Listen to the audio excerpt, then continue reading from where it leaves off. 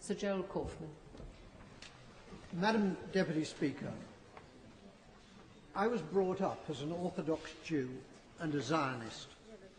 On a shelf in our kitchen was a tin box of the Jewish National Fund, into which we put coins to help the pioneers building a Jewish presence in Palestine.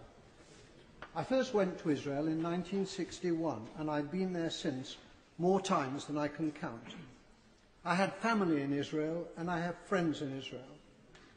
One of them fought in the wars of 1956, 1967 and 1973, and was wounded in two of them. The tie clip which I'm wearing is made from a campaign decoration awarded to him, which he presented to me. I've known most of the prime ministers of Israel, starting with the founding prime minister, David Ben-Gurion. Golda Meir was my friend. So was Yigal Allon, the deputy prime minister, who as a general won the Negev for Israel in the 1948 War of Independence. My parents came to Britain as refugees from Poland. Most of their families were subsequently murdered by the Nazis in the Holocaust.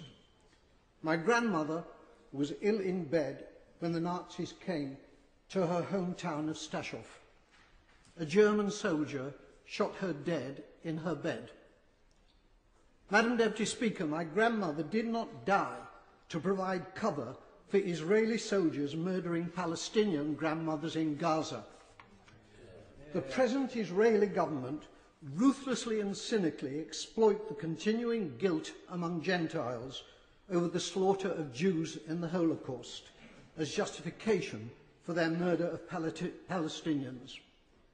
The implication is that Jewish lives are precious, but the lives of Palestinians do not count. On Sky News a few days ago, the spokeswoman for the Israeli army, Major Leibovich, was asked about the Israeli killing of, at that time, 800 Palestinians. The total is now 1,000.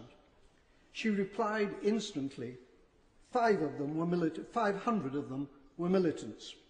That was the reply of a Nazi.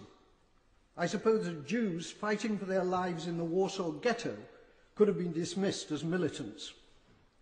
The Israeli Foreign Minister, Tzipi Livnis, asserts that her government will have no dealings with Hamas because they're terrorists.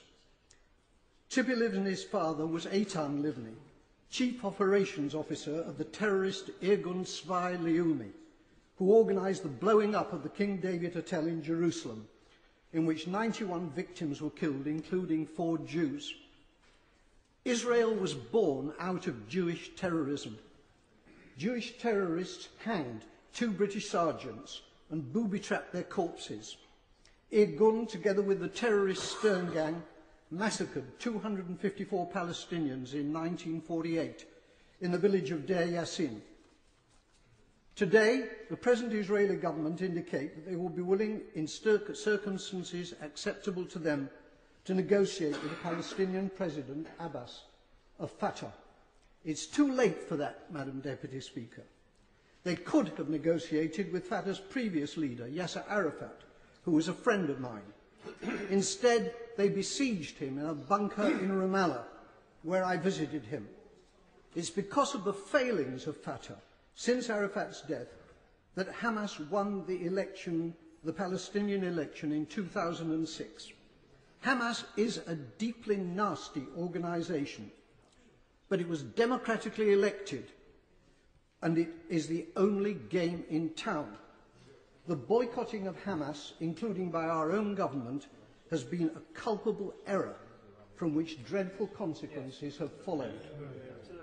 The great Israeli Foreign Minister Abba Eban, with whom I campaigned for peace on many platforms, said, "You make peace by talking to your enemies."